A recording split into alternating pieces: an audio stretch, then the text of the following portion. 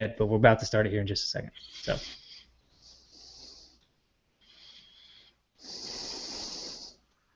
So what I'll do is we'll come in. I'll say, "Hey, Justin," which is how we always start our show, and then we'll talk for just a second, and at some point we'll somehow reveal that we're talking about Mega Man, and then we'll tell everybody we have a guest. So.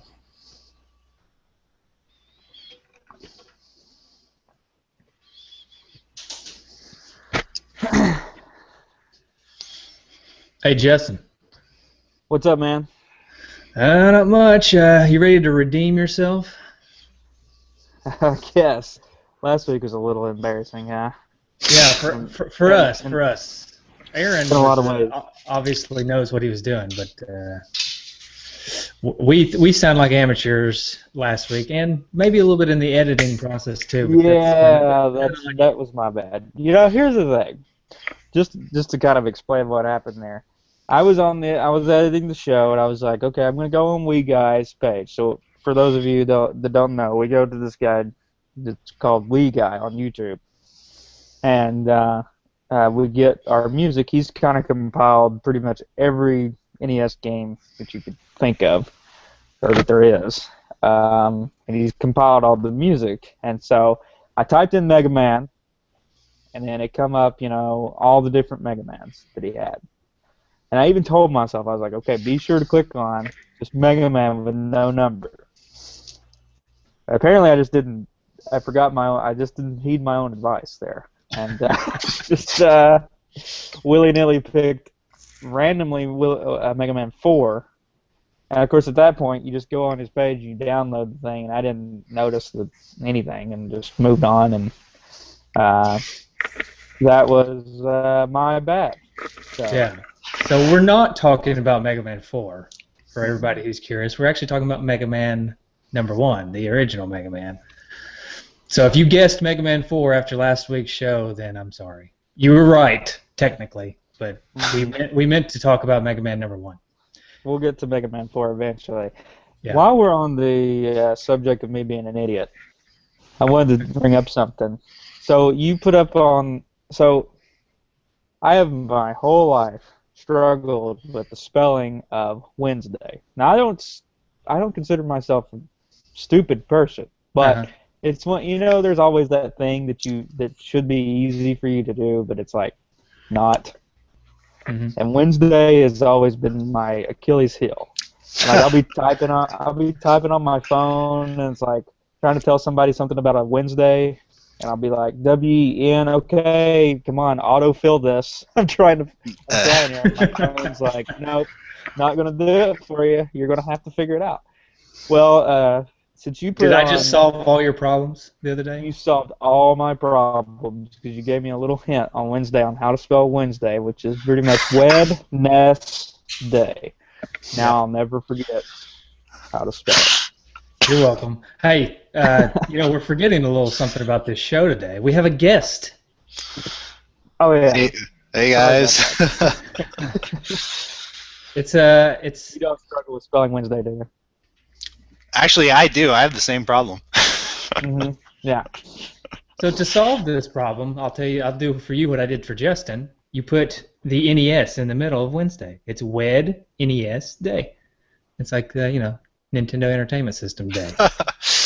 Never looked at it like that, but yeah, I can see it. So, Rob, our guest, would you like to tell people why we invited you on the show? If you know. Yeah, it's I guess talk about Rex Rocket a little bit, or because I made Rex Rockets, something like that. I'm one of the devs for Rex Rocket, I guess. Yeah, and Rex Rocket, for anybody who doesn't know, is an indie game. And it's a new game that's come out, but it's in the style of an old game, and it's very heavily in the style of Mega Man. So I thought it'd be really cool to have you on the show, talk a little Rex Rocket and talk a little Mega Man. Yeah, totally. Sounds good to me. I love talking both. So. So I think let's we know that you were one of the devs on Rex Rocket, so let's save that and put that at the end, and we'll talk, because I've been playing it a little bit this week along with Mega Man, so I'd like to talk about it. Let's talk about it a little bit at the end of the show, give people a little nightcap. Cool. If you will. Sound good? Yeah, absolutely. All right, so Justin, do you have some history for us? I do. So, Mega Man, obviously one of the more famous games in Nintendo, was created by a company called Capcom, which has made bukus of other famous NES games as well as famous games for forever. Since we have a guest today, I'm going to do one of my favorite things, Oh which we've no, been, not the which we've quiz been show. doing, which we've been doing. I think the past like 3 or 4 shows we've done a quiz game. So, Rob, what we're going to do, how we do this is I'm just going to do 5 questions today. And I'll ask a question, and then you buzz in when you think you know the answer. And you buzz in by saying your name. So it'd be you versus Mike here. And also, there'll be 3 choices. There'll be 3 answer choices, an A, B, and C. But you don't have to wait for those choices. You don't even have to wait for me to finish the question. As soon as you think you know it, you say your name and buzz in. Okay, I think I got it. All right. All right.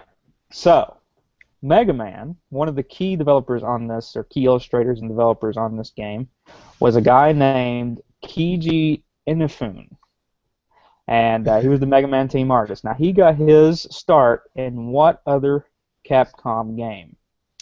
Is it A, Commando? Is it B, Ghosts and Goblins? Or C, Street Fighter? Mike, I'm going to say Ghosts and Goblins. That is incorrect. Ooh, I'll go with A. Actually, B was my first choice too, but I'll go with A. Which was Commando, and that is also incorrect. Oh, man. He actually started out with Street Fighter. Really? Hey, I think I know how to pronounce this one, and I think you butchered it really, really bad. Oh boy, good.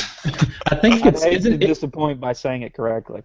Isn't it Kenji Inafune? I believe it's Kenji Inafune. I'm not sure either. I'm gonna go with your. I'll go with yours. I mean, now Okay. he goes by Infu King on the when in the credits. Yeah. We're going to get a lot of corrections on this show. Anyway. Why? Why are we getting corrections? Because obviously we don't even know this guy. I feel like we should be best friends with him. No, that's true. Like, he does go by Infu King. Anyway. All right. Anyway. Question 2. Question 2. All right. Infu King, or Infune, whatever, drew a lot of inspiration from this 1980s, well, not 1980s, but this Mike, Japanese anime series. What? Is it Astro Boy? It is Astro Boy. Ah, nice. Somebody did some reading here. Nice. No. I would have guessed that too, actually. Are you a big Astro Boy fan? I think that's just common knowledge. I think everybody knows that one. Oh, well, all right. Sorry. I'm just kidding. Yeah, no, I did read that during this past week, actually. Okay. Question 3. So it's 1-0, Michael. Question 3. Dr. Wily was created after what famous person? Was it A, Nikola Tesla, B, Mark Twain, or C, Albert Einstein? Rob Einstein. It is Einstein. Oh All man, right. they were all good choices though, because they all kind of look like Dr. Wily. Tesla wasn't that popular. I kind of ruled him out. Yeah. Yeah. And Mark Twain, I guess, could be ruled out because he wasn't technically a scientist. But Yeah, Mark anyway. Twain. But he did. I picked Mark Twain as a red herring because he looked kind of like Dr. Wily. Yeah. Anyway. Well, and he's a word scientist. Huh. That's true. That's true. Mm-hmm. All right. This one might be a little easy. All right. The gameplay for Mega Man was inspired by what childhood game? Is it Rob, A? Mario. Wait, what? I said Mario. Mario. What's Mario? Mario. I don't even know. Mario. No. I think Okay, you're sorry, going that the was, that was a shot in the dark there. I was just taking a chance. Yeah, I think you're going the wrong direction here because what's your answer choices here? Is it A, Jacks, B, hopscotch, or C, rock, paper, scissors? Oh, well, I'm going to go with C, rock, paper, scissors. It is rock, paper, scissors. Although So I wanted to say pick up sticks, but that wasn't a choice. I wonder if that's where Rockman came from. It That was the actually original name. there Oh, was a sorry, I little didn't ruin the inspiration. question. No, that wasn't a question, but there was a little bit of the inspiration, but actually a lot of the inspiration was he wanted to play a homage, I guess you could say, to rock and roll because he was really into rock and roll. Ah. All right. Yeah, and there's apparently Mega Man has a sister. Mm-hmm. And her not name really, is Roll. Not really in the game, but Right. And that was a Raymond has question. sister? Wow. That was a question, Michael. So we just ripped that card up. sorry. All right. So we are at, what is it, 2-1 now? I believe so. So we've had 4 questions, 2-1. So this will be our 5th question, which I am going to have to think of something else here. Okay, I got one. All right. Nintendo Power listed this game on its top 100 games. What ranking did it get? Was it number 5, number 12, or number 20? We'll go with Rob 5. No. Yeah. Mike 20. It is 20. So Michael wins this week. Did you win last week? No, I got demolished last week by Aaron. Yeah. Hey, actually, I do like the quiz show because it's like putting me up against the guest. The guest can come in and beat me. I like that. Mm-hmm. Yeah. Okay. Well, Mike wins the quiz show. Sorry, Rob. Better luck next time. Bummer. Just to throw in a few more things about history before we move on. The music, which was kind of famous, a lot of people like the music to this game, was created by Manami Matsume. Matsume? What do you think? What do you think, Mike? Did I get that one? I'm not even gonna try to correct you on that one. Yeah, that sounds right. I don't know. And she used a sound driver that was programmed by Yoshiro Sakaguchi. And this sound programming was credited as Yuka-chan's Papa, whatever that means. I don't know what that means, but maybe somebody knows what that means. Yuka-chan's Papa? Mm-hmm. Like his dad? I don't know. Who's Yuka-chan? I don't know. That's my thing. I mean, I assume Papa means dad. Okay, cool. I'll give you that. But anyway, all right. And Mega Man sales were actually pretty low overall, which Infune actually blamed on the box art because it said the box art had it didn't actually give the gamer a view of what the game would actually be like. And the box art, let's just talk about the box art for a minute, is pretty lame. And it's pretty different from the other Mega Mans. You know, Mega Man later on would become kind of this really kind of like an anime character with kind of like almost boyish features, which a lot of anime characters have. It's like Rockman. Yeah. But in the Mega Man picture... Astro Boy, not Rockman. Yeah, okay. And in the Mega Man, the original Mega Man, for when they brought it over to North America, it's got this like middle-aged man with a handgun. Yeah. I mean, actually, he looks older than middle-aged. Like he's like I don't know, like a 60-year-old man in a Tron outfit, and you've got some palm trees in the back, which I'm not it's really hideous. sure what's going on It's there. super hideous. It's really, really weird. I was going to say, you mentioned something to me before the show that I didn't know. In the Street Fighter Cross Tekken or Street Fighter X Tekken game, you can actually play as the original box art Mega Man. Right. And he's got like a beer belly and stuff. Yeah. It's hilarious. It's like, you know what I think is funny about that is it's like when they did that for Street Fighter is like we're not only going to show the old guy on Mega Man, but we're gonna age him even more. And we're gonna like give him a beer belly, like he's not been doing much here since that cover. You know, he's just been hanging out. And you know what his tagline from that game was? Mm-mm. this is my destiny. Like he's finally getting to redeem himself. That's great. Anyway, but the game was obviously well received. Was a big seller as far as how it got popular was really by word of mouth because it really didn't get a lot of advertising. It got one full-page ad in Nintendo Power, but that was pretty much it, and wasn't really covered to be a big game. But obviously, it's become one of the more famous games. Was definitely a sleeper hit in the NES collection.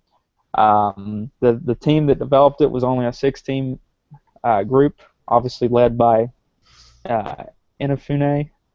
And he got this job right out of college, 22 years of age, and started making this game, and he did a pretty good job. So wow, and he's made pretty much all the Mega Man games, didn't he? He Yeah, was a part of all of them, pretty much. Yeah.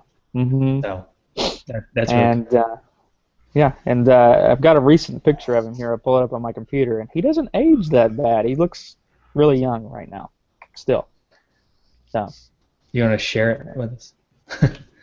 I don't know how to do that. Okay, well then don't do it because that would just be awful. Wait, maybe. Hold on. Talk for a minute. Let me see if I can figure it out. Okay.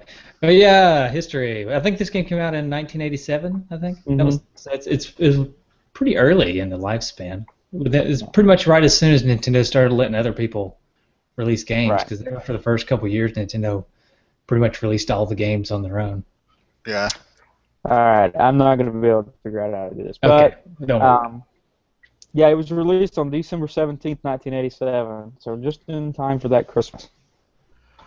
This was when it released was a little bit before my NES playing time. I was only 3 at this time. So. Right. This was before my NES playing time as well. Yeah. Okay, so we could go on a bit more about history, but I want to get to the gameplay because there's going to be a lot of talk, I think, there. But did you got any interesting story on how you came across this game? Yeah, actually, this is the same. This is kind of the same story as my Bucky O'Hare episode story. I met with a guy who wanted to get rid of his NES collection, right? And I knew kind of the values of some of the games. He had an NES. He had several Mega Mans, and he had a Bucky O'Hare. Which the funny thing is, at the time, I didn't realize. I knew the Mega Mans were going to be worth money. I didn't do a ton of research because this is when I first started collecting again, so I didn't realize that things were as expensive as they are. But he had like Mega Man, I think 2, 3, and 4, and then he had Bucky O'Hare, and then he had a bunch of other riff-raff games like just Super Mario. And so I was like, okay, wow, you got some good games. I'll give you like $60, you know. And it had an NES with it, and so. He's like, sure, yeah, it sounds like a great deal. I guess he thought, these are all junky old games. And so we made this deal, and I thought I was giving him a reasonable amount of money for this box of games. And then I get home, and I'm looking through them, and I'm kind of cataloging them and checking values and everything. And I was like, oh, I totally ripped that guy off and didn't even mean to. Because all of these games are worth, the Mega Mans are all worth at least $10 to $20 a piece, maybe more. The Mega Man 1 may be worth more. And then the Bucky O'Hare, little did I know Bucky O'Hare was worth like $40, $50 on its own. Nice. What was that? Jeez. Like 1990? When I bought the games from him? Yeah. No, this is like a year and a half, 2 years ago. Oh, jeez, okay. Yeah. He's a con artist. Wow, I didn't know those games retained value like that. I guess some of them went up, huh? Some of them do, yeah. So. What were NES games? Like $30? No, they were pretty came out, expensive. yeah, when they came out, they were probably $60 when they came out. $60, really? Jeez. Yeah, back then too. That's pretty expensive. I don't even remember the prices. Let's say I was born in '84, so when I was growing up, it was like my parents buying them for us. Right, right. What's the only reason I know is over time. Yeah. What's funny is over time is how like the gaming systems have gone up in price exponentially. So the first NES, the NES was only like $150, and the games were $60. Mm-hmm. And then they moved on, and now gaming systems are like $600, and the games are still like $60. Yeah, it's funny. They always show those like infographics of the old systems adjusted for inflation. To show you, oh, see, the systems were always about the same price. I'd like to see some games adjusted for inflation. Like, how much would Mega Man brand new be today if it was adjusted for inflation? Probably be like $250. Well, I mean, they're making like Mega Man 9 and 10, so I think those go for like $5 to $10. So yeah, they do. It's just, I don't know. It's just weird how, I don't know, the gaming culture is, and how he'll pay $50 for this Mega Man, for the NES, but then Mega Man 9 comes out and they're like, oh, you're charging $10 for this Mega Man 9 on the PlayStation Plus or whatever, or PlayStation Network. That's ridiculous. But it's the same game. It's actually, it's not only is it the same game, but it's the same game plus some new technology. So Right, yeah. For everybody, this wow, is... he looks really young. Yeah, he's 49 years old now, but he looks, really young. So, yeah. Huh. There you Nice. go. That is nice. Hey, go ahead and click on that bad box art, too. Let's show the box art Okay. for people watching live. It's like, I don't know, that box art is just so horrible. It's like one of the programmers did it or something, like 5 minutes before it had to ship. They're originally just going to go with like title text. Yeah, I think the story that I heard was they decided kind of at the last minute to change it from the cutesy look, and they got whoever they got to draw it out, they told him, like, with no amount of time to really prepare, and they just said, it's just like this futuristic robot looking guy with a helmet, and he's got some, whatever. So they Don't didn't forget really the palm trees. yeah. They didn't really give him much information, so they just... I also think, like, maybe it was like some, the Japanese are like, well, let's Americanize this a little bit, and they're like, put some palm trees on it. They have palm trees over there. So here it is. Yeah. And the yellow, where's the yellow come from in the game? He's got so much yellow. I don't know. Yeah. God. All right. Like, really, what is he doing? Baffles my mind. I don't know. It's ridiculous. We ready to talk about the gameplay? I'm ready to talk about the gameplay. Let's do it. All right. Guess what I've got? I'm going to take a wild guess and say a manual. It's a manual. Sweet. Nice. So, here's the manual. It's beautiful, isn't it? Whoa. The manual art's even worse than the box art. Yeah, because there's no color on that It's one. just a zoomed-in version of it. God, it's really bad. A special message. So the special message from Capcom and Captain Commando. Thank you for selecting exciting and fun. No, yeah. Thank you for selecting exciting and fun-filled Mega Man, one of our exclusive family of computer home video games from Capcom Captain Commando Challenge series. Mega Man, created by Capcom, premier worldwide arcade game designer, features colorful, state-of-the-art, high-resolution graphics. Did you know these were high-resolution graphics? Oh, yeah. I want to find the story. Here we go. The story is the best part of Mega Man, I think. Because I'm really captivated by this story. I don't know why. It's kind of simple, but I've just always been captivated by the story. So the Mega Man story. It's Mega Man versus the powerful leaders and fighting forces of Monsteropolis. That strange, multifaceted land of robot-like humanoids, brilliant scientist Dr. Wright conceived the construction of fully operational human-like experimental robots to perform specific everyday duties. Dr. Wright and his assistant Dr. Wily, encouraged with their very first near-human robot Mega Man, proceed to develop 6 additional humanoids, all programmed to perform prescribed rituals. How about that? Perform prescribed rituals, I like. Yeah. Yeah. It's kind of weird. Yeah, so to stop there for just a second, what kind of task? I mean, some of these tasks make sense, right? Bomb man, he's probably a demolition for construction. Right. You know, Guts man, he's just kind of the muscle to help carry things around, I guess. But what do you need Cut Man for? I mean, cutting things, I guess, but... So, lumberjack. Someone's got to cut down all those robot trees. That's true, that's true. Well, apparently they've got a lot of palm trees, too. Oh, yeah, palm trees, too, yeah. For the palm trees. I got you. Got to make sure they don't get overgrown. And Iceman, is he just so everybody has nice cold drinks? Mm-hmm. You know? Yeah, he's kind of useless, isn't he? And then we got Fireman and Electman. Electman, you know, electricity, Fireman, fire. It makes sense. It makes sense. That's another reason why I think I like the story. It makes sense. It works. Yeah. I didn't realize Dr. Light used to be Dr. Wright.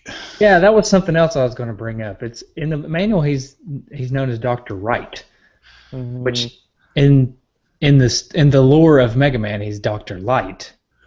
But for some reason, in the first game and in the manual of the first game, he's known as Dr. Wright. So that's an interesting thing that he was originally called Dr. Wright in the manual.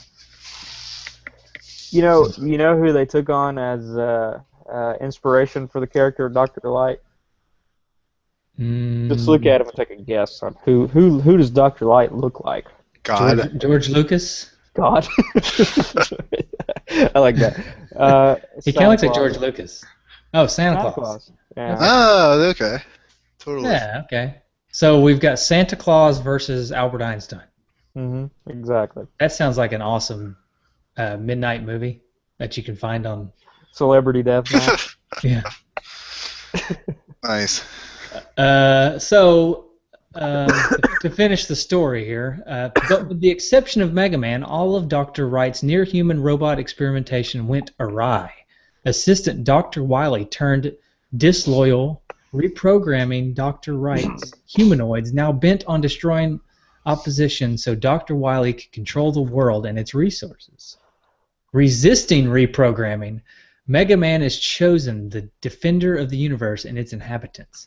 Mega Man dares to single-handedly penetrate 7 separate empires of Monsteropolis, eliminating the leaders and followers of these sovereignties. Get ready for some exciting challenges. I'm ready.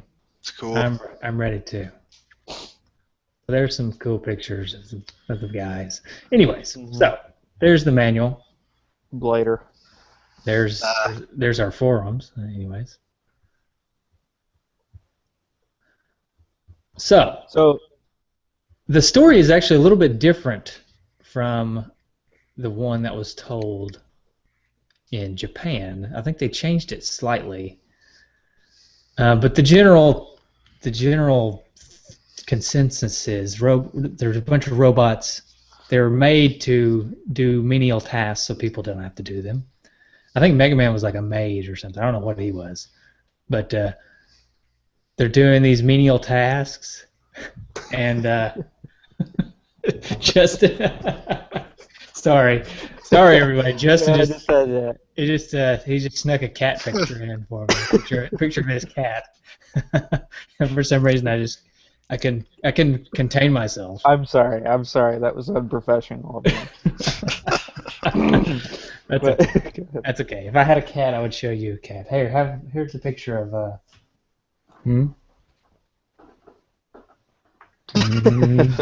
just as funny, huh?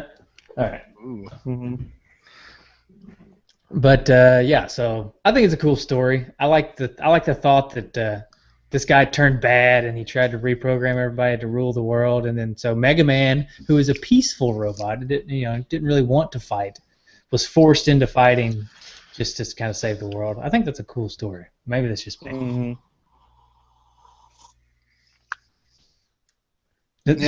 Just me? Yeah. Okay. No, I think it's a cool story too. I do. Yeah, I'm curious as to what Mega Man's personal backstory is. He's kind of just like this oddball out. He doesn't really have a real purpose. He's just kind of Mega Man. Right. What is he? He's not Cut Man. He's not like Mow the Lawn Man. Right. Well, they created him with the ability of hero. Yeah, that makes sense. So, just in case things went awry, they needed somebody to be the hero. That's a lot. That's some good forward thinking on their part. Mhm. You know. Mhm. Yeah. So anyway, They're making these story. robots. Did you guys play this game any when you were kids? Like when in your childhood, do you remember playing this? Oh yeah, I played the heck out of Mega Man. Oh yeah, the first one. Cause see, I played the heck out of Mega Man 2, which is not the one we're talking about today. But I never really played the first Mega Man when I was a kid. I don't know if it's just because it was just not on my radar, because it wasn't as popular. Or I don't know what the deal was, but I played it. I don't really remember it too much, but I do remember playing and beating it. It was not easy back then. Yeah, for me, it was like there were two games that I thought were unbeatable as a kid. One turns out to be very beatable, and we just found out on the show not too long ago, and that was Jaws. And then this game, that was just because it was hard for me, and I could never beat it. So, yeah. But I tried to play it the other day, so I picked it up the other day. I was like, okay, I'm going to try to play this. And I started out on the Gutsman level, and I couldn't get past the first three bladers, which was embarrassing for like 20 minutes. It took me to get past that first like little part of the stage, and I was like, okay, I'm glad nobody's watching me do this. But anyway. yeah, that's funny. When I picked it up this week, I started with the Cutsman stage. Mm-hmm. For some reason, in my mind, I just thought it was going to be the easiest because Cutsman looks ridiculous. So I was like, oh, it's going to be easy. So the stage itself, I think I made it through the stage, no problem. But then I got to Cutsman, and he just beat me down pretty bad. He should be pretty easy. I don't know. I eventually got to beat him using just the Buster, and it really wasn't that bad. The one thing I did notice, though, which is interesting that's different about this game is in every Mega Man game, there's a entrance to the boss. There's like a tunnel or a corridor on your way in to see the boss. Well, every Mega Man game, it's usually empty. It's just a cool little tunnel to go to the boss. I get to Cutsman, and there's these things shooting little pellets at me. And I actually died in the corridor because I didn't expect them to be there, and I didn't have much life. And so I didn't even make it to Cutsman when I first went into the corridor. I just got stomped down by the little pellet shooters. Yeah, that's funny. But there's a lot of bosses are like that. I think they all do have a little something in the corridor to fight. But this game, there's a lot of stuff that's different in this game than the other Mega Man games. There's a point system. For some reason, in this first game, they have a point system. And for the longest time, I can remember playing this. Of course, I didn't play it when I was a kid, but I played it when I was older, maybe in high school or something. But the longest time, I can remember those little pellets. They drop these little pellets on the ground, you know? Sure. Had little blue or different colors. And it took me forever to figure out what they were because they don't give you life. They don't give you more ammo. They're just there. But they're just there for points. Just to get you more points. So it's interesting that this game has points, and then they just kind of dropped it and never used it again. Yeah, I like one aspect about this game is going back to what we're talking about in history, where they used rock, paper, scissors, and how every guy has a weapon that's kind of that you can use to beat them, but there's no like superior weapon. There, you kind of have to figure out the puzzle of like what weapon works against what guy the best, you know. That's probably the coolest part about this game, and Yeah. one of the neatest features and reasons why Mega Man stands out among other games is because it's open-ended. You can pick whichever level you want to go to from the get-go. You can just pick. You can go to any level. If there's 6 levels to choose from, you just go to whichever one you want. But beating certain bosses in certain orders will gain you advantages with different, because different weapons work better against different bosses. So part of the fun of Mega Man is figuring out which order to go in, because you can play through. You say you beat Cutsman first. Well, then you have to play each stage, figure out which stage works best for Cutsman's weapon. Which is just a really, really, it's an incredible concept for a video game to me, because nobody was doing anything like this at the time. In fact, just not only that, nobody was really doing a platforming shooter really that I can think of. Mega Man is kind of among the first to do that. Most of them were kind of Mario-esque, where you jump over people or jump on heads. Mm-hmm. But Mega Man, you're actually running, jumping, and shooting. You're just shooting a little laser. I mean, there were other games too that did like hack and slash. Like I can think of Wizards and Warriors. It was a platforming, but you would slash people. But this is actually platforming and shooting people, which I thought was really interesting. Right. No, and you know, for what level did you think was the hardest for you? Iceman. Yeah, that's what I was gonna say. Yeah, Iceman. What about you? What about you, Rob? Iceman's not a bad pick. It is really difficult sliding around in there. I just always hate ice stages on any game. Yeah, me too. It's frustrating. It's very frustrating. Something else that's a little bit different about this Mega Man than other Mega Mans is the sliding in general, because I don't know if they just hadn't nailed down the physics exactly yet or something, because it's when you jump and you land, you slide a little bit anyways, just because it's just the way the game works. I don't know, they eventually got it to where in Mega Man 2 and 3 and 4, when you jump and you land, there's not as much sliding and it's a little more precise. But in this game, it seems like it's just a little slippery. Yeah, I think they were trying to simulate like a little bit of like a velocity and friction kind of thing. Yeah. I don't know. Might have been that, might have just been bad programming. Who knows? But it's really frustrating when it's slippery and you get those little disappearing blocks. You know, the. Oh yeah, right. Yeah. And they're random, and you can't even can't even figure out where to go. I just thought that's one of the more frustrating parts of the game for me, and that happened terribly in the Iceman stage when you're trying to go across those blocks and they're extra slippery, and they're disappearing, and you're falling in the hole. And I've always found that kind of frustrating. I think it's interesting how in this game also, to contrast a little bit. A lot of those block parts, whenever you are trying to get through those blocks and they fall and disappear, you typically don't fall into a hole, or you don't fall and die. You fall down into like a water pit, and you have to climb back up. So you don't actually die. I think it would have been more satisfying to me if I would have fell into the hole and died instead. You know, instead I had to fall down into this little pit of water with this little spiky guy that would dance back and forth across the screen, and so I'd fall down into the water, and he'd go back and forth and try to get me. And then I'd have to try to climb back up, and then and then I'd fall back down. And then he'd try to hit me with a little spiky guy. So. But in the water, there was no buoyancy in the water, so which I kind of liked, because you didn't have to worry about slowing down when you're in the water. So that was kind of good. Right. Justin, I was talking about those little blocks that disappear. Is what I was talking about while you were gone. Oh yeah, sorry, I had to put my you didn't pull a Carl, did you? No, I didn't pull it. No, that'd be a quick Carl. This game also, to add to the frustration of how difficult it is, there's no passwords in this one, like there are in sequential or the following Mega Man games. There's no passwords, so you can't really go back to where you were. You have to start from the beginning again. Mm-hmm. So there's that. That's That was a frustrating thing to me back before the days of, and it's probably one of the reasons why I never beat this game, is because you had to spend a pretty significant amount of time to beat this game. And I don't know if I ever had the patience as a kid to do that. So. Yeah, anyway. I can see that. You do have to sit down. You have to learn the game, and you have to practice the game.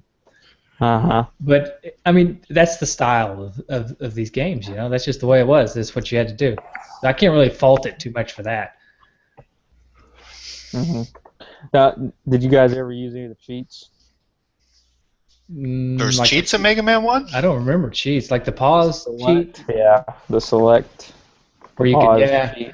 I did use that, especially on like some of the later guys, like once you get to Wily's Castle, like the yellow Cyclops thing. I did have Right. to. I did. Have, that was the only. I couldn't. I've never been able to beat him without using the select cheat. What is the select cheat? I'm not familiar with that. Well, in the game, whenever you hit pause, if you hit pause as your gun is hitting the opponent, and then you unpause, it hits him again. So every time, so as long as it's still touching him, if you pause and unpause, it'll hit him when it hits him, and then when you unpause, it'll hit him again. Oh, very nice. So you kind of get a double hit every time, as long as you just pause the game. Nice. Right. Yeah. And there was apparently, and I just read this last night, apparently there was a glitch in the Iceman stage. I'll just read this instead of trying to explain it. There's a point in the Iceman stage where you try to get a 1-up but often miss it. When you drop down to the next screen, the one before the big eye, use your magnet beam and try to climb your way up and try to hop onto the off-screen platform where the 1-up is supposed to be. The moment you step on it, the screen will glitch and show you falling to the screen below and avoiding the big eye in the process. Huh. That's interesting. Yeah. Yeah, there's all kinds of little glitches in this game. Like I noticed, sometimes you can fall off the ladder if you're climbing from, like when the screens change. Sometimes you just fall off the ladder. I don't know. That happened to me. I don't know if it happened to you guys. Like when you jump up on the ladder and you're climbing up, and then when the screens change, something happens to Mega Man, and he falls back down off the ladder. Huh. Mm-hmm. Yeah. Hey, 1 second, guys. I'll be right back. Sure. Yeah. But yeah. So Gutsman, when I was playing it this week, I finally, got past the first few flying helmets or bladers as they're called, and finally got to them. And I really think, I don't remember Gutsman being that hard when I used to play it, but I guess it is kind of one of the harder levels to play. Maybe it was a mistake on my part to try to play that level. I think Gutsman is probably maybe the second hardest stage behind the ice stage for me. Yeah. Uh-huh. The actual Gutsman battle is really not that bad, but the stage is kind of difficult. Mm. Something about the level design that I found interesting is in the game they reuse the exact same screen over and over again sometimes. Like if when you're progressing through the level, you'll get a screen and it looks like whatever, it's got a big wall on a ladder or something, right? And then when you get through that and you get into the next screen, it's the exact same thing, but maybe with different enemies on the screen. I thought it was interesting how they kind of reused. I don't know if it's laziness or if it's just. Because this game, I wouldn't want to call it laziness because this game's got so much to it. I think it maybe was just a little shortcut that they took. Yeah, I think there were probably limitations of the time too, and to kind of how much they could do with the graphics that they had. You know what I'm saying? I'm trying to word that. But, yeah, I could see that. That's something cool about the graphics that I was wanting to mention while we talked about the show today. Well, for one, the graphics are, they're spot on from the beginning. All right, I'm back. Sorry about that. Okay, so the graphics, right from the get-go, they're kind of spot on. They never, they're so good. I guess I don't know if that's a bad. I've got a huge vocabulary here. The graphics are so good. They're very good. Anyways, they're so good that they don't ever even change them for the entire Mega Man series. Even the games on, once you get into Mega Man 9 and 10, which are on, Xbox Live and PlayStation Network, they still use like the same graphical assets because the graphics are just so good. There's really no reason to upgrade them. And I found something interesting about this. The sprites are really large and detailed in the game, like Mega Man, the bosses, and the bad guys. And Mega Man seems to really stand out. And on the Nintendo Entertainment System, you could use 4 colors for a sprite, right? Right, I know this one. Well, Mega Man has 5. He has blue, and then he has like peach, and he's got white and black, and I think he's got 2 shades of blue, peach for his face, and then white and black in his eyes, right? So how are they able to do this? Well, his eyes are their own sprites. Right. Like his eyes are that's why his eyes kind of stand out too. Like I don't know if you noticed, but when I'm playing the game, Mega Man's eyes really kind of pop out at me. So yeah, totally. Yeah. I've heard that one before. It was like a cutting edge technique back then for the NES days, using the like the layering of sprites together. That's how they like got around that kind of that requirement. Sort of skirted it with that. Yeah, but I thought that was just really cool how they did that in this game. Just to give it that extra layer of detail and polish. I'm sure it takes a little extra work to layer the sprites like that. You may be able to tell us more about that, Rob, than we would know. I don't. That's all I've heard about it. I don't know any. I know about the color restrictions, so like with the 3 colors and like transparency on the sprites. I think it was actually 4 colors, 4-color limit. But most of the time they can only use 3 colors because the last one was taken up by a transparency, I believe. So. Okay. Yeah. It was tricky. Yeah, it's definitely tricky. Yeah. So Inafune, he actually created most of the sprites. He actually pretty much all of them. The only ones that he did not create were for Roll, which wasn't even in the game. I don't know why they said that for Roll, and Dr. Light. So Santa Claus cannot be blamed on Inafune. Huh. Okay. So go ahead, Justin. Where is Roll? Like, they talk about Roll, but he's not in the game. They talk about him for Mega Man 1, really? Yeah, but nice. Is it a Japanese version, maybe? Is it in Rockman? Maybe it's in Rockman. I don't know. And even is there an opening cutscene to this game? I can't remember.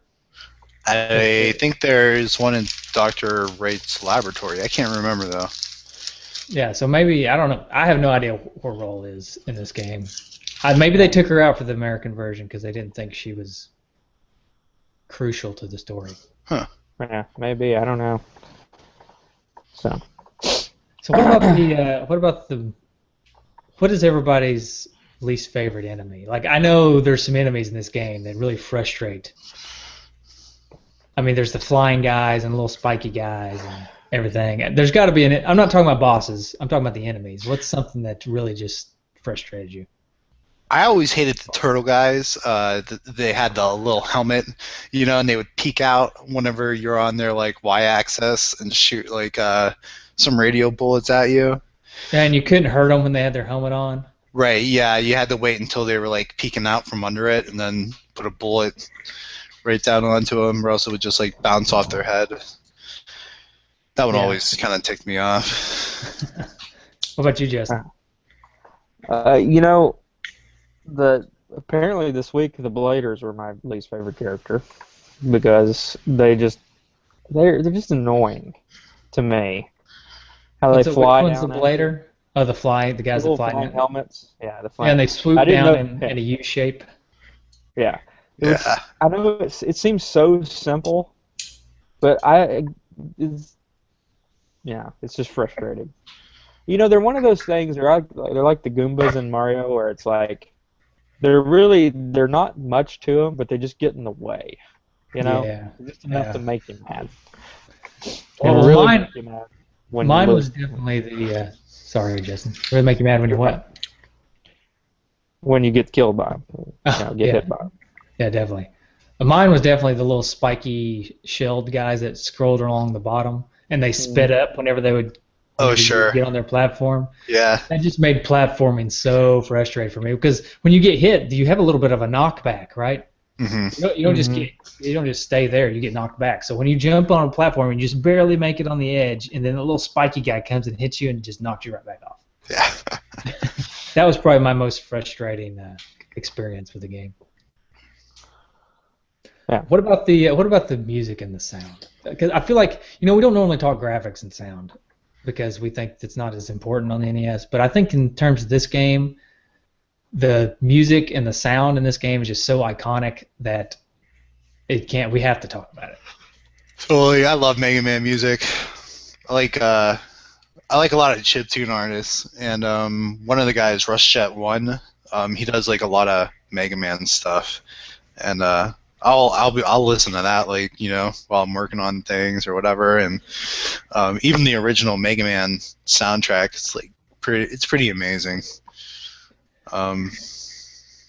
But yeah, it's probably one of my favorite soundtracks of all time. Like even the themes and stuff like that for it are pretty amazing. Yeah. Yeah, I would agree. I think it's. I'm not the type to listen to video game music while I'm in the car or something. I usually just leave it for the game and just listen to it while I play the game. But with Mega Man, this music is probably good enough that sometimes I may turn it on in the car, or maybe like where people have covered it and do like metal versions of it. Right. Or like for instance, what's the name of that group? Is it the Megas? That they use the songs from the games, the Mega Man games, and they put words to it and like make a story about Mega Man. I mean, I think it translates well to real instruments, which is why I like to listen to it. Namely, electric guitar. It works really well for an electric guitar. Mm-hmm. Yeah, totally. So we could post this on our Facebook page too. There's an interview of the original Mega Man sound team, and just to quote, one thing that I thought was kind of funny is Matsume, when she was talking about, she said she was still new at the time, and I had to compose music, create sound effects, and program the data in 3 months. My butt was on fire, and the truth is that I wasn't able to think deeply about it at all. The thing that comes to mind when I first saw the image for the original Mega Man was it's got kind of a robotic coolness. In addition, when the development had progress, I felt the inner side of Mega Man as well as the kind of sorrowful being. Interesting. That is interesting.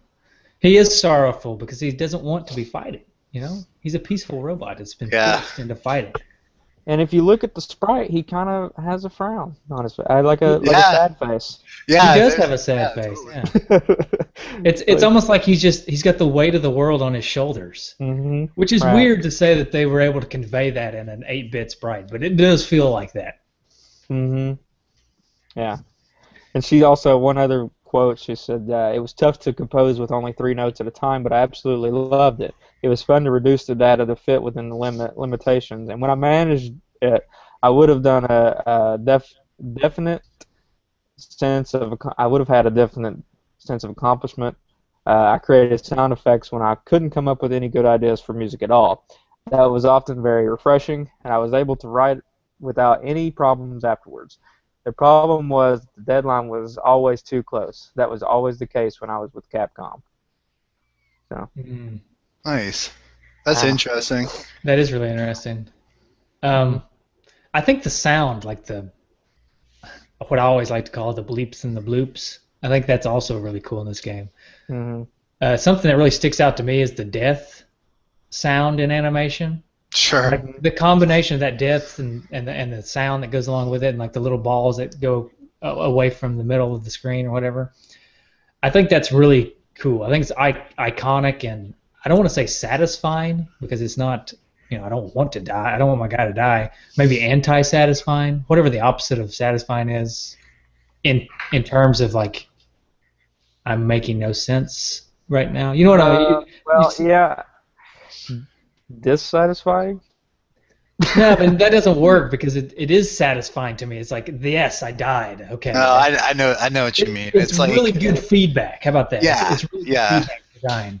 You can feel Mega Man dying there on screen. It's like, ew, ew, ew, ew, and it's like your emotions too at the time of like the death. It's like because you're so zapped. You're like so frustrated and zapped of all your energy. It's like, oh man. Right. I just think it works perfectly, and it's something that sticks out. It's probably one of the better death animations of any game I've ever played. It's a sweet release. It is. It's a sweet release. Sure. And something else that's interesting about this game that they kind of stopped doing as far as sound is concerned is each one of the weapons sounds different in this game, which I think they stopped doing after this game. I don't know. I think they kind of just went to like a normal, just like the same noise for all the weapons. But in this game, each one kind of has a different sound to it, which that was cool. That was a nice little touch. Yeah. All right, I think I've said enough about the gameplay. Don't forget to get the magnet beam, because it doesn't really tell you that you need it. All right. How about... Go ahead. I was going to say, how about some retrofit trophies? Let's do some retrofit trophies. I got some good ones here. I do too. I've got 5. I got 5. Oh, wow. Okay. I'll let you start, Justin. All right. My first one is. Wait, Rob. Do you know? Do you have? Do you know what's going on here? Retrofitted trophies? No, I'm I guess we could explain it for everyone. We never explain this. We just go into it. So basically, they're like accomplishments in these old school games. So now how we have like PlayStation things have accomplishments for doing certain things in games. These are like retrofitted. So we go back to these old games and we try to think of trophies of doing certain things in the game. Ah, okay. All right, my first one is, do you have it? And that is beating the Guts man. So. Oh, nice. Guts. Yeah. Awesome. Okay, well, my first one is called Fireproof, and that is beating Fireman without taking a hit. Oh, cool. Oh, Simple. smooth. How about this one? This is kind of cliched, but I've added a little something to it. Ice Baby. That is beating the Iceman stage and then doing the Running Man in celebration. Nice. All right. I've got one called Training for the World's Strongest Man, and that is finishing the stage while holding a rock. Nice. So carry the rock to the end of the stage. Ah. My last one, I only had 3, and my last one is go work on the theory of relativity, and as beating Dr. Wiley. Okay. Cool. Rob, do you have any? Can you think of any? Otherwise, I'll just plow through my last 3 here. Nah, none are coming to mind here. Okay. So I've got one called If It Wasn't for This Jaundice. And that is beating the Yellow Cyclops guy.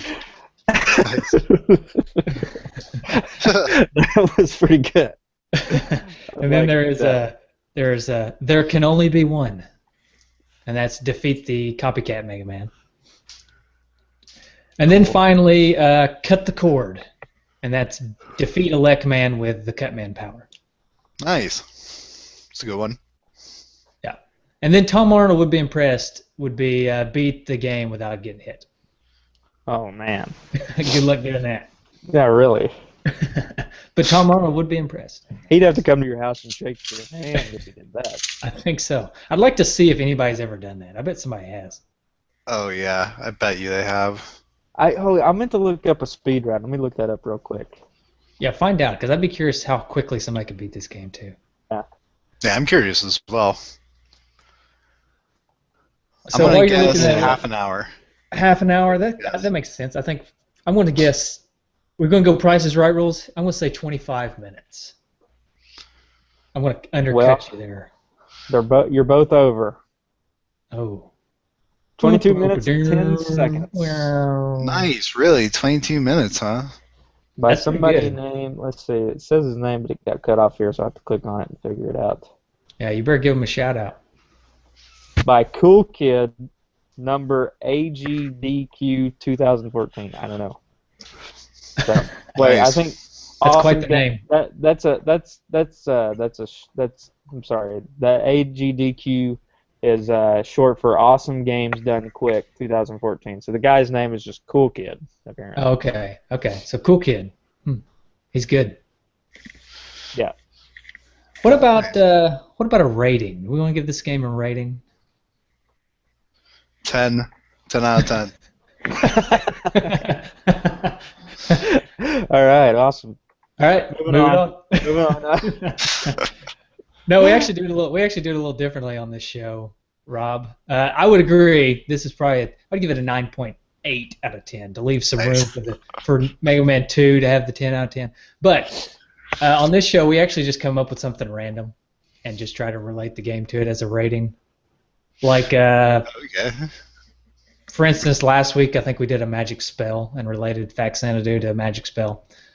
So Justin, what about this game? What do you think? Like a type of robot? I don't know. Well, I've seen a type of robot, but I can't think of any types of robots. Maybe since all the characters were kind of made for like Well, no, not really though. Okay, how about a menial task? Like a Well, okay. like a menial task. So what we're going to do is we're going to give this game a menial task, a task that describes this game. That's the rating for this game. That's not a good rating for this game, but that's what we're going to do. So.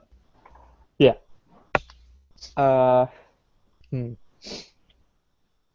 Okay, I got one. This is chopping wood, chopping and hauling wood. I want to say that this game is chopping and hauling wood because, one, I strangely enjoy it a little bit. I don't know why, but I do enjoy chopping. So, and I enjoy this game. So there's that. Then also, I think chopping and hauling wood is a good workout. And you chop and haul wood, it's good exercise. This game is good exercise in gaming. This will make you a better gamer. If you play this game, you will guaranteed be a better platformer after playing this game. So that's why I'm going to go with chopping and hauling wood. Fits. Suiting. Yeah. I'm going to go with hammer and nails. Hammer and you nails? can't really do anything. That's just like the standard bearer for building anything, and I think this game is just one of the standard bearers for side-scroller shooters for years afterwards. Oh, okay. Yeah. I like it. Yeah. Rob, did you think of one? Let's see. I don't know. I'm trying to think of something that's very rage-inducing, like one step forward, two steps back sort of deal. I don't know. Yeah, Mega Man. That's always the feeling I get. It was a good rage though. You know, it was an enjoyable frustration playing Mega Man. So I don't know. I'm trying to think of other things that really frustrate me, but are also very rewarding. How about like cleaning your house or something? Because you sit back after you've cleaned your house, and you're like, wow, this is a nice looking house. But when you're doing it, you're like, oh, I hate cleaning my house. Why do I get this dirty? Sure, and also, it makes you angry because then it gets dirty again, and you're like, why do I even clean? Right. Yeah. Why do I even play this game? Sure. See it. Yeah. Hey, I'll be right back. Okay. Well, Rob, while we're waiting on Michael, we'll get Michael's take on your game when we get back. But why don't you go ahead and tell us about your game and the development of your game? Sure. Well, Rex was started maybe a year and a half ago. Mm-hmm. Well, actually, probably over a year and a half ago by now. So close to 2 years. Started as like a little side project while I was working on another project of mine. And it eventually became the main project, and ran a Kickstarter for it, had a successful Kickstarter, and ever since then it's been a lot of fun. We did like Indie Mega Booth, got it up on Steam. To give people a little background on the game, it's Rex Rocket's kind of a letter to past platformers like Mega Man and other classic platformers and stuff like that, and that's the big gist of it. The story is not very Mega Man. The story is you play as like basically a old war hero in a future Earth setting. And what you're doing is you're running these kind of missions for the government on Earth, which is called the Council of Science. And so they ask you to take these new life forms that they've engineered to a distant planet, terraform it, make it habitable for human life. So the game takes place all on Rex's massive transport ship. And while you're in hypersleep, these life forms get out of their containment and they infect the computer and they cause the entire ship to go haywire. And so the whole game is Rex trying to regain control of his ship and save the day. And that's the basic gist of Rex. That's awesome. Yeah, I love the idea of a Kickstarter. I love the idea of independent movies, independent gaming. It's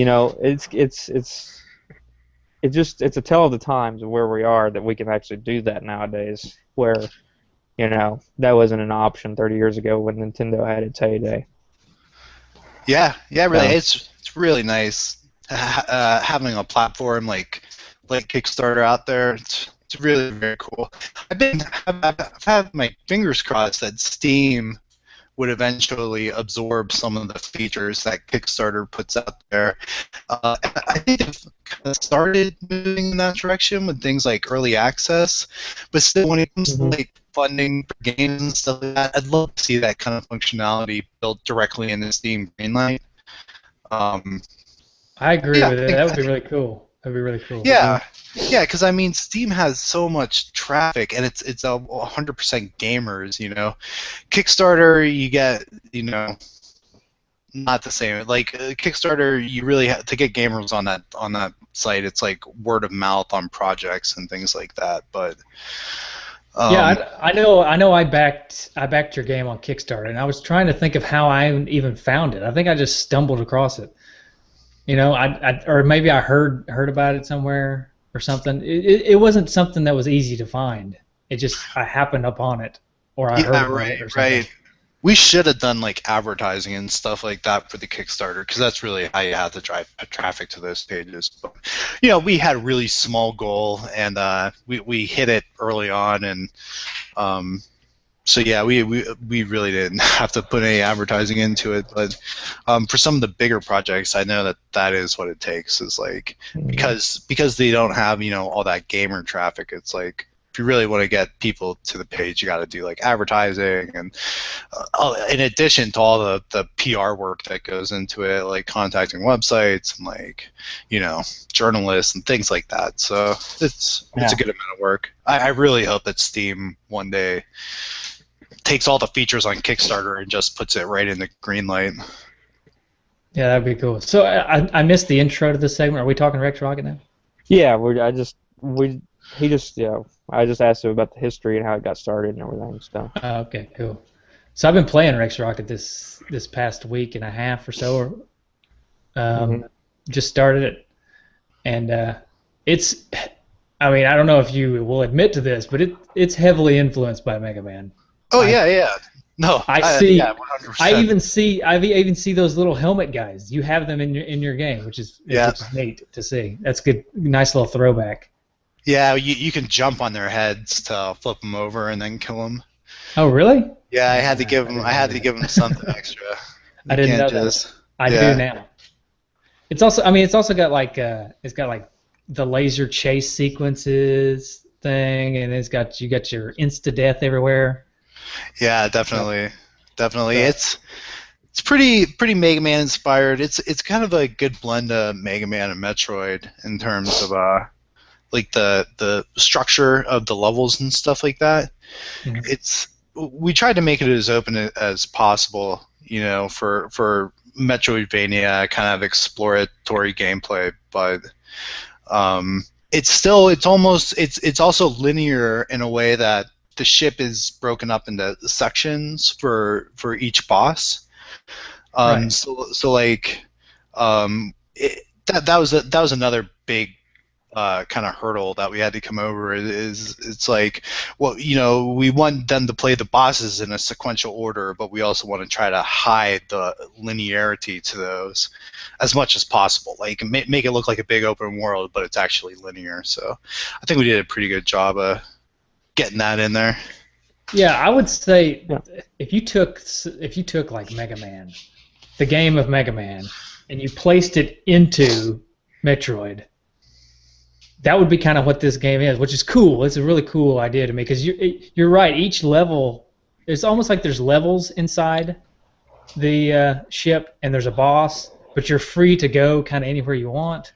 Right. In like a Metroid style, and you can explore, but it's kind of like a set path towards a boss, and then you beat the boss and you get a weapon from the boss, and then you're free to move, and it kind of helps you do other things, like the charge shot. Once you get it, you can jump higher. So it's kind of like Metroid, but instead of just finding the things, you beat the boss and you get a new weapon, and that's kind of how you progress. It's a cool blend of two of my favorite genres of game. Awesome. So, it's also it's also a little difficult and frustrating. I'm not gonna lie. You definitely left that in there too. Oh yeah, yeah. I mean, I like being frustrated by games like Mega Man. So when it Yeah. came to Rex Rocket, yeah, I tried to add that in there. Some people get more frustrated than others, obviously, but for the type of game that I made it for people like me who like being frustrated, and all the feedback that we've gotten from like reviews and people on the boards, it's like, yeah, they're frustrated too, but a lot of them like it. They like the punishment, so. Yeah, Um, I'd say I'm in that crowd of liking the punishment. You do help out by having good checkpoints, though. Yeah, there's lots of checkpoints. It's easy to get back to anywhere in the ship. I mean, whenever you get into a new section, there's always like a hyper tube, or you can open up a shortcut or whatever. So even if you do die, it's pretty. I mean, at the max, it takes like 10 minutes to get back to where you were, if even. So. Google just did something. Yeah, Justin, what did you do? Oh, I accidentally clicked on capture. Sorry. Hold on. Sorry. I don't know how to get off this now. It's cool. Okay. Okay, I think it's gone Anyways. now. All right, it's gone now. Sorry. Yeah, so I recommend people that like Mega Man to go out and get your game on Steam if they haven't. Cool, yeah, already. totally. If you're a Mega Man fan, you'll be right at home with the Rex Rocket. Or a Metroid fan, either one. Yeah. Yeah, we're a Metroid fan, sure. Yeah, it's a little bit of both, so. I made it. I just beat the Enforcer bot, and that's as far as I made it this week. Is that? Oh, cool. That's probably not very far. No, it's not. I mean, that's like the second boss in the game, so. Yeah, it is. It's just the second. So. Well, yeah, it's a good first step into Rex for sure. Yeah. Things start getting pretty crazy after that point. I can imagine. I'm excited. I'm gonna keep playing it. So we'll Cool. see how far I get. I have a tendency not to beat games anymore for some reason, just because I got way too many to play. But Oh yeah, I think I even like play this games game anymore. enough. I think I like this game enough that I might end up beating it one day. Well, if you get frustrated to the point where you rage quit and stuff like that, there are like cheat codes that you can use, like code, stuff like that, make it a little bit easier. Okay. Some of the people that buy it on Steam, they like to look in the field, but they hate the lives. Like some of the, I guess they're younger kids or something, but they're like, what is it? Like some of that is a boring concept. It's like, what is this live system? Like you lose all your lives, and then you go like, you go back to this area that's at the start of the ship, and it's like, what the hell? And it's like, totally boring. Like, they think if you die, like you go back to the last checkpoint. I mean, we did put a cheat code in there so that people could like skirt that if they wanted to. Yeah.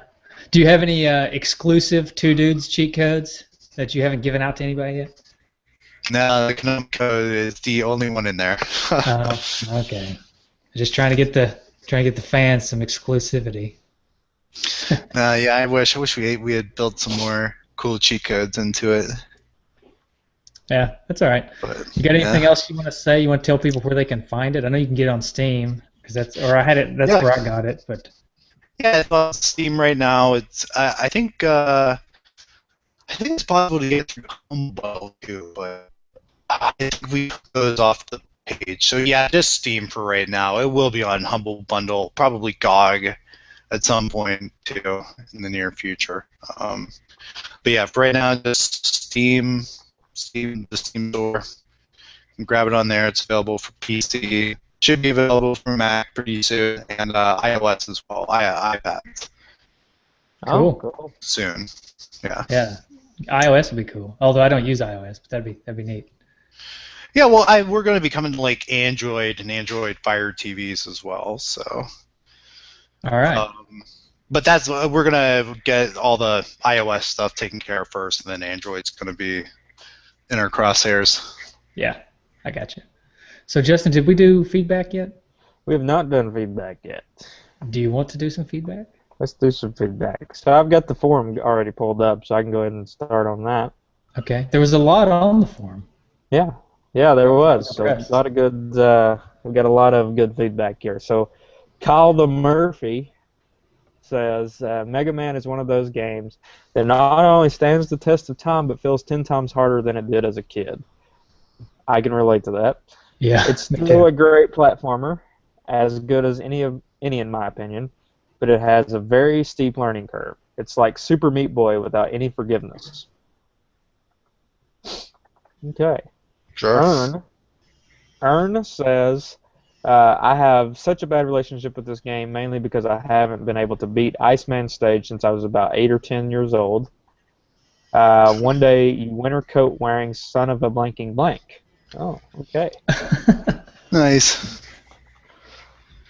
Fish Lips J, which I think is Jay Jorgensen. I'm not sure. Yeah, it is, I think. Mega Man? Question mark, exclamation mark. I could have swore that the music you played at the end of the show was from Mega 4, not the original. Now my voicemail makes no sense at all. I only played this once, and it was tough. Yeah, I think we kind of explained what happened there, Jay. Sorry about that. 8-Bit Baz says, I truly adore this game, one of my favorites of all time, and my favorite of all the Mega Man series.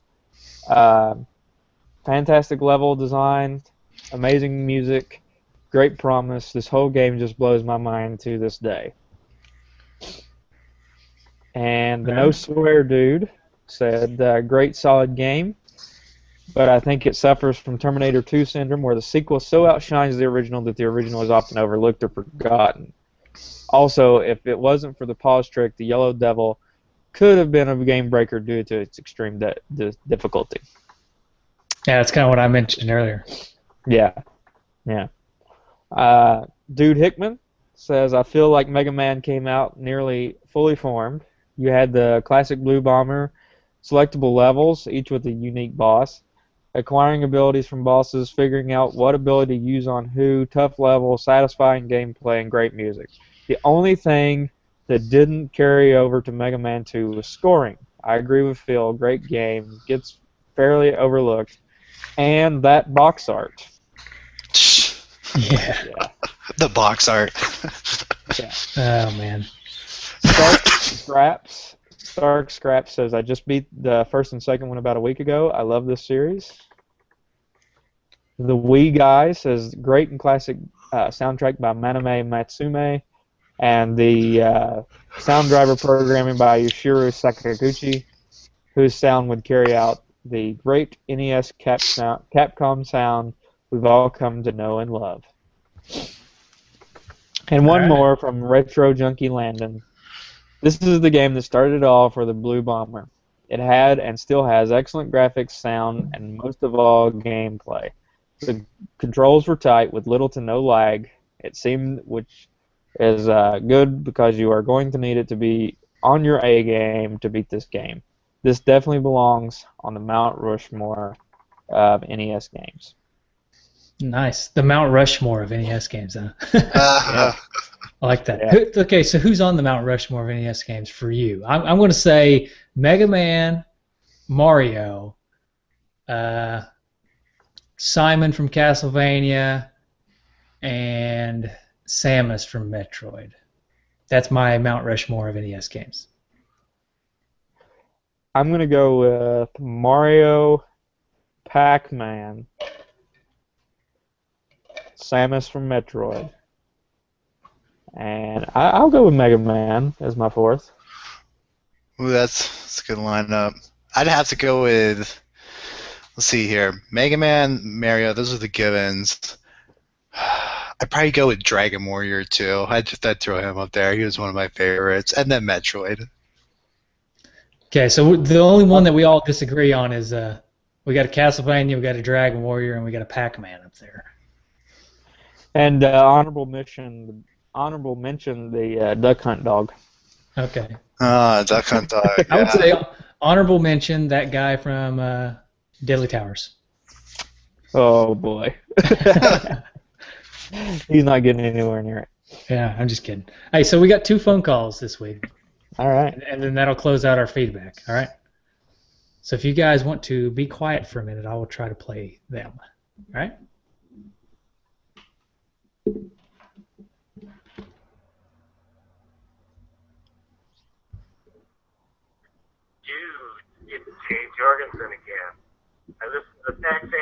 episode. Loved it. Loved hearing Aaron Robinson's voice. I haven't heard him in forever since Factory Seal hasn't put stuff out in a while.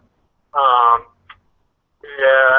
was gonna, respond to your comment about, I guess it wasn't your comment, but it was a feedback comment about how somebody can't tell you guys apart. Now, I've come up with a really, really good method of how to tell you guys apart. So, Justin tends to speak pretty normally and, kind of whatever, no accent, but when you hear Michael ask a question, now you know that there's the 5 W's, who, what, when, where, why, and how, but when Michael asks a question, he always puts the H before the W when he says it. And I know that's kind of an accent thing, and I can't make fun of it because I'm from Minnesota, and we all sound like we're from Fargo. So, if you're ever confused, just remember, when Michael asks a question, it's always not what, it's what. The next game sounds like it's going to be Mega Man 4, which is awesome. I've been trying to play through this game lately, and I got stuck, and I think it's Aquaman or Dive Man, Marine Man. It's been a while since I picked up the controller, but looking forward to it. That's pretty funny. That is pretty funny. It's true. I do say what, and I don't know why. I feel like I don't know why I say that. I just do. And it's like that song. What's that song that's out now? Everybody's popular. Like Turn Down for What or whatever. Mm-hmm. What? Turn Down for What? Turn Down for What? I sound like Hank Hill. What? What in the world is going on here? Yeah. So, thanks, Jay, for bringing that up. It's true. What are you gonna do? All right, we got one more. Is Rob gone? He's back. Oh, he's back. Hold on, Okay. I'm rejoining. Sorry, guys. I lost the Google tab. That's okay. We got one more voicemail here. I didn't listen to this one, so if it curses, then I'm sorry to everybody. So.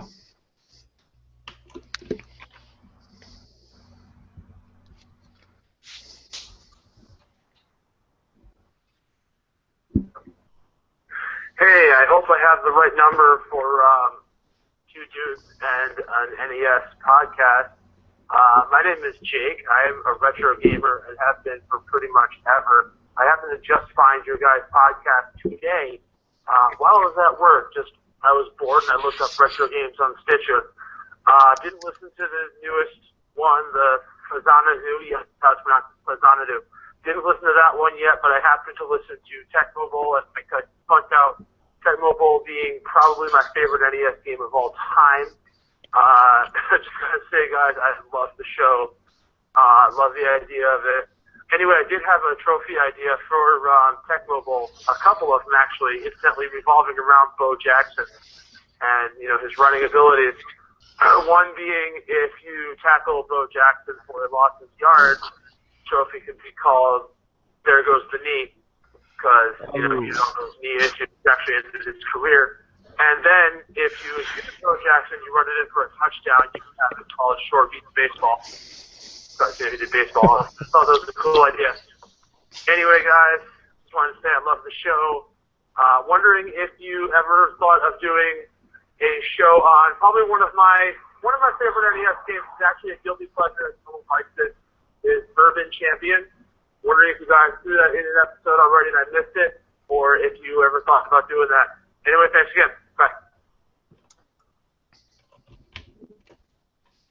Well, we haven't done Urban Champion, but No Swear Gamer did it, right? Yeah, last week, right? He did last week. We haven't done it yet. We do. It's on the list. Of course, every game's on the list, but I've never played Urban Champion. I hear it's not very good, so he says it's a guilty pleasure for him. So yeah, that must mean it may not be good to most people. But thanks for calling, and I'm glad you found the show. Listen to all the old ones. Don't worry about listening to Fast Xanadu too soon. Well, yeah. Aaron did a good job, but it's a good show. But Justin, that's not the top of Justin and my game here. Aaron was good, so you maybe do want to listen to it because Aaron was good on it. But the top of our game, you need to listen. Let's give him a couple suggestions since you're just starting to listen. I say definitely do the Boy and His Blob show where we got David Crane on. I think the Double Dragon show is a must listen for anybody because we make so many references to the Tom Arnold on their show nowadays that That's the original. If you don't listen to the Double Dragon episode, you will not get that reference. So you got to go back and listen to the Double Dragon episode. Right. And then I like the first episode just because I like the stupid soundboard Mario, but nobody else likes it. So what are you gonna do? Right. All right. Yeah, I think that's pretty much wrapping us up here. Justin, you want to tell people how they can? Well, actually, Justin, go ahead and tell people how they can find us. You can find us on any social media outlet there is, obviously Facebook. Facebook, we're creeping up on that 300 likes. We're at 293 as of right now, so we only need 7 more people. We'll get to 300, so if you're on Facebook and you haven't liked us yet, do it. And if you don't have Facebook, make a Facebook account and like us. Hey, wait a minute. I got one more thing that I almost forgot. I don't want to forget this because I posted about it on Facebook, and that reminded me. We got I posted on Facebook that I smelled a couple new honorary dudes. So we do have a couple more honorary dudes to announce today, real quick. Okay. First one being Jay Jorgensen. Congratulations, Jay. Or Dude Jorgensen now. Or Dude. Actually, I kind of like Dude Jay. Let's go with Dude Jay. So, and I will say that his latest push with calls, because he's been giving us a lot of calls, and we like calls. So I think that's what really pushed him over the edge. Mm-hmm. So welcome to the honorary dudeship, Jay. We're glad to have you. And then the other one is Eric Purcell. Has he already a dude? He's not a dude yet, is he? No, he's not. Yeah. So welcome, dude Purcell. We appreciate all your sharing and your liking that you do and your commenting. So I think that brings us up to 4 dudes now. We got Dude Hickman, Dude Uppel, Dude J, and Dude Purcell. So if anybody else wants to be a dude, keep liking, keep sharing us, give us some calls, all that kind of stuff. Yeah. And you too can be an honorary dude. All right, Justin. Sorry. Go ahead. You can finish. Just finishing up. You can always find us on nesdudes.com, which is our website, and also download the app on Google Play Store. We've got a 2 Dudes in the Nest app. Keep up with everything 2 Nudes and access to any of the episodes on there as well. Whoa, it's not 2 Nudes. That's a different app. Did I say nude? That's a completely different. Don't look up 2 Nudes. Yeah, that's a totally yeah. Nice. Don't do that. Also starring me and Justin, if that tells you anything. 2 Nudes in an ass. We're sitting playing an ass naked. Anyway, go ahead. So. All right, I guess that's it. Here comes the noises and the bleeps and the bloops for next week's game. Thanks, Rob, for coming on. Yeah, thanks. Yeah, thanks for having me, guys. Had a lot of fun. All right, we'll see you, everybody.